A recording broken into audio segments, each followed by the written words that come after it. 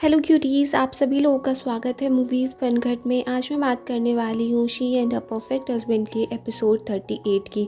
Episode की starting होती है, जो नोई क्विंची से बोल रहा होता है कि उस दिन जो ही मैंने तुमसे बात बोली थी वो बिल्कुल ठीक है और मैं उसको अब भी करना चाहता हूँ, बट मैं तुम्हारी चॉइसेस को भी मान लेता हूँ। बट हम अपनी प्रोफेशनल लाइफ और अपनी प्राइवेट लाइफ अलग ही करते हैं। पिछली बार तुमने मेरी हेल्प की थी और इस बार मैं तुम्हारी हेल्प करना चाहता हूँ। फिर दिखाते हैं याओ याओ यंगवा से पूछ रही होती है कि मुझे तुम्हारी शादी के बारे में पता ही नहीं चला और मैंने तो सोचा था कि तुमने मिस्टर क्यू की बेटी से शादी की होगी। बट यंगवा बोल देता है कि मैंने तुमसे पहले ही बोल दिया था, मैं उससे तो शादी नहीं करूँगा। फिर याओ याओ कहती है कि पहले जो सारी गलती थी वो मेरी ही थी, मुझ में इन्फीरियरिटी कॉम्प्लेक्स था, मुझे लगा था कि मैं तुम्हारे काबिल नहीं हूँ और तुम इतनी जल्दी सक्सेस पाते जा रहे हो और मुझे डर लग रहा था, तो इसी वजह से सारी गलती मेरी ही थी। फिर यंगवा पूछता है कि अब तुम्हें क्या करना है, तो याओ याओ बोल देती है कि अब मैं थोड़े बहुत केस ख़त्म होने का वेट करती हूँ, फिर देखती हूँ कि जज ने क्या डिसीज़न दिया है और उसके बाद में पैसे कमाने की कोशिश करूँगी और फिर मैं यहाँ से चली जाऊँगी। ली डाई क्विंची को फ़ोन करती है और उसको बताती है कि याओ याओ का बेटा तो बिल्कुल यंगवा जैसा है, सारी आदतें भी उसकी उसी की तरह है। अगर तुमने यंगवा पे थोड़ी टाइट लीश नहीं रखी ना तो फिर वो याओ याओ के साथ ही चला जाएगा। और इस टाइम याओ याओ की जो कंडीशन है, कोई भी उसके साथ सिंपैथी करेगा और यंगवा को तो वो पहले भी गर्लफ्रेंड रह चुकी है ना, तो तुम यंगवा को संभाल के रखना और इस सोसाइटी में यंगवा से अच्छा कोई बॉयफ्रेंड नहीं मिलेगा। उसी के बारे में काफ़ी ज़्यादा गॉसिप कर रही होती है। उसको सुन के कुंची कहती है तुम्हारे पास और कोई काम नहीं बचा है, और फिर फ़ोन कट कर देती है। फिर उसको याद आता है कि यंगवा और उसने कैसे मिलके फ़ोटोज़ क्लिक किए थे। फिर दिखाते हैं रैन मम्मी का कुंची के पास फ़ोन आ जाता है और वो उससे कहती है कि मैं तुम्हारे भाई को पता नहीं कब से ढूंढ रही हूँ और वो अभी तक घर नहीं आया, और उसने इस काम के लिए यंगवा को ही बुला लिया था। दोनों आ तो गए थे बट दोनों एक दूसरे से ऐसे ठीक से बात कर नहीं रहे थे। फिर दिखाते हैं दोनों क्वीन वेन्यू को ढूंढने के लिए गए होते हैं और वो बार में पहुंच जाते हैं। क्वींची अंदर जाने वाली थी पर यंगवा उसको रोक लेता है और वो खुद अंदर जाता है, सब कुछ चेक कर रहा होता है और साथ में वहाँ की इलेक्ट्रिसिटी ऑफ कर देता है, जिस वजह से सब लोगों को बाहर आना पड़ता है। और फिर दिखाते हैं क्वींची और यंगवा अंदर जाते हैं और उन्होंने रैन मिमी को भी कॉल कर दिया था। जब रैन मिमी वहाँ पर आती है वो देखती है क्वीन वेन्यू किसी और के साथ रूम में है और वो सब देख के उसका दिल टूट जाता है, वो बहुत ही ज़्यादा सैड हो जाती है। फिर क्वींची रैन मिमी को अपने साथ ले जाती है और वो मनी मन सोच रही होती है कि प्यार करना भी कितना मुश्किल होता है। जब हम किसी से प्यार करते हैं तो उसको हम अपनी एक वीकनेस थमा देते हैं, मगर जब कोई औरत माँ बन जाती है तब वो सिर्फ अपने बच्चे के बारे में सोचती है, और चाहे वो कितनी भी दिल से वीक क्यों ना हो, चाहे उसमें बिल्कुल भी स्ट्रेंथ ना हो, मगर अपने बच्चे को बचाने के लिए वो हर कोशिश में लग जाती है, जैसे मेरी मॉम ने किया, जैसे याओ याओ ने किया। फिर दिखाते हैं यंगवा क्विंची को घर पे छोड़ने आया होता है और वो जा ही रहा था कि क्विंची उसको बोल देती है कि चलो तुमने कुछ डिनर किया या। फिर वो उससे पूछने लगती है कि तुम किस घर में रह रहे हो, वहाँ पे अडेप्ट हो गए, सब कुछ ठीक है वहाँ पे। यंगवा बोल देता है कि पहले तो सब ठीक नहीं था, मुझे अजीब लगता था, बट अब धीरे धीरे आदत पड़ ही जाएगी।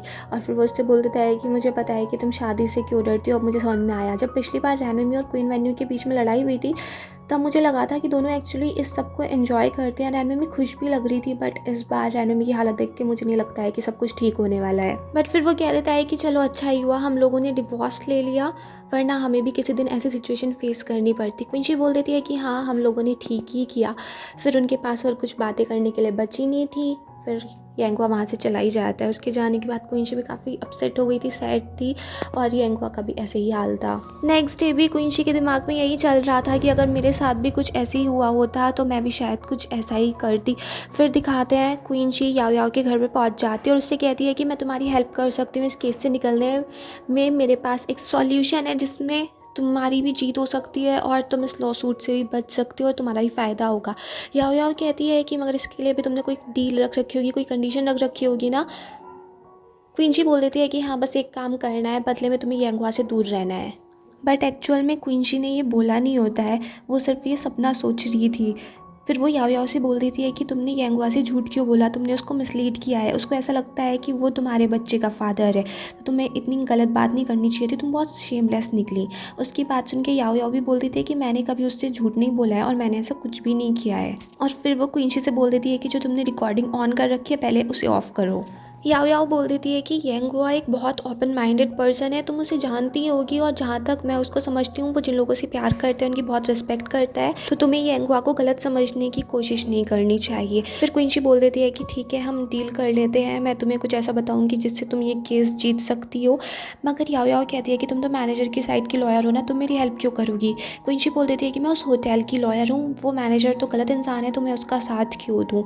फिर उनकी डील हो जाती है, और जब क्विंची वहाँ से जा रही थी तो वो याओ याओ से बोल देती है कि मुझे नहीं पता कि तुम्हारा बेटा यांगहुआ का बेटा है या नहीं, बट अब यांगहुआ मेरा है, और अगर तुम उसको मुझसे छीनोगी तो मैं तुम्हें छोड़ूंगी नहीं। क्विंची के वहाँ से जाते ही याओ याओ यांगहुआ को बाहर निकाल लेती है। इतने सारे टाइम यांगहुआ यहीं पर था, और याओ याओ उससे कहती है कि जब तुम दोनों एक दूसरे से इतना प्यार कर रहे हो, इतना प्यार करते हो, तो ये सब कुछ करने की ज़रूरत क्या है, डायरेक्ट एक दूसरे से बोल दो ना।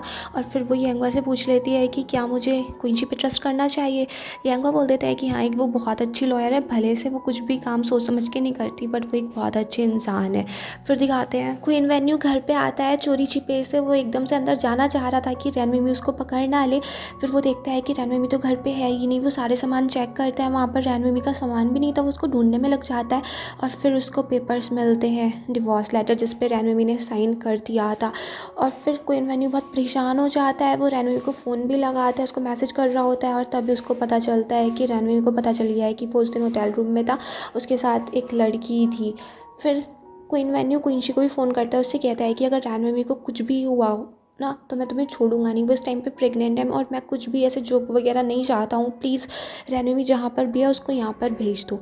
फिर दिखाते हैं क्विंची क्वीन वेन्यू के पास ही आती है, और वो उसको बोल ही रही होती है कि क्वीन वेन्यू कह देता है कि उस दिन जो भी उस होटल में हुआ वो सब कुछ एक गलत फहमी थी, और मैंने कुछ भी नहीं किया, मुझे फंसाया गया था, मैं तो वहाँ पर रेंट कलेक्ट करने ही गया था, बट पता नहीं फिर मुझे क्या हुआ और मेरे साथ ऐसा कर दिया गया। क्विंची बोल देती है कि मुझे नहीं पता रैनमिमी कहाँ है, मुझे उसका कुछ अता पता नहीं है, वो मुझसे बस ये कह के गई थी कि मैं बाहर जा रही हूँ, और फिर मुझे उसका कुछ अता पता नहीं चला। वहाँ से आते हुए रैनमिमी अपसेट थी, वो क्विंची से बोलती है कि मुझे पता है, मैं तुम्हारे साथ अगर सारी चीज़ें एनालाइज करूँगी तो मुझे ये भी पता चल जाएगा कि क्वीन वेन्यू को किसी ने सेटअप किया होगा, उसको फ्रेम किया गया होगा, बट अभी मैं थोड़े टाइम के लिए अकेला रहना चाहती हूँ। और फिर वो वहाँ से क्विंची को भेज देती है, और फिर वो अपना सारा सामान वहाँ पर पैक करने लग जाती है, और वो ये कहती है कि मैं क्वीन वेन्यू से प्यार करती हूँ, मेरी मैरिज उसके ऊपर एक डिपेंडेंसी हो गई थी, मेरे अंदर ये डर लगा रहता है कि पता नहीं क्वीन वेन्यू एक अच्छा फादर बनेगा नहीं बनेगा। जब से मैं प्रेग्नेंट हुई हूँ मुझे चीज़ें समझ में नहीं आती हैं, और आज जब मुझे पता चला होटल रूम में ऐसा हो रहा है, मुझे डर लग रहा था कि कहीं ये बात सच है या गलत है। अगर ये सच है, अगर उसने सच में चीटिंग की है तो हमारी मैरिज ही ख़त्म हो गई, सब कुछ आगे क्या होगा। अगर उसने चीटिंग नहीं की है तो मुझे अगली बार के लिए डर लगता रहेगा कि वो चीटिंग कब करने वाला है, और मैं अब ऐसे नहीं जीना चाहती हूँ। और फिर रैनमिमी वहाँ से चली गई थी, तो क्वीन वेन्यू ये बिलीव करने के लिए तैयार ही नहीं था कि रैनमिमी उसको छोड़ के जा सकती है। क्वींची उससे बोल देती है कि उसका बहुत बड़ा दिल टूटा है, मुझे नहीं लगता है कि अब वो वापस आने वाली है, अब वो चली गई है। तो क्वीन वेन्यू रोने लगता है कि वो ऐसे कैसे जा सकती है, उसको तो कंपनी भी संभालनी थी, वो नहीं जा सकती। वो बिलीव करने के लिए तैयार नहीं था, बट क्वींची उसको समझाती है कि मुझे लगता था कि जब भी तुम लड़ाई करते हो ये तुम्हारा प्यार ही है, तुम कभी भी अलग नहीं होगे, बट अब जो कुछ हो गया है इसको हम बदला नहीं जा सकता है, तो इससे अच्छा है कि अपनी लाइफ की रिस्पॉन्सिबिलिटी तुम खुद लो। इससे ज़्यादा मैं तुम्हें क्या ही समझाऊँ कि तुम एक अच्छे इंसान बनो, एक ऑनेस्ट पर्सन बनो, फिर शायद रैनमिमी वापस आ जाए। पहले अपनी लाइफ तो सॉर्ट आउट कर लो, फिर उसको यहाँ पर बुला लेना। और फिर क्वीन वेन्यू के रोते रोते ही एपिसोड फिनिश हो जाता है। अगर आपको ये पसंद आया हो तो प्लीज़ मेरे चैनल को सब्सक्राइब करें, लाइक करें, शेयर करें, कमेंट्स करें, and bye bye till next video.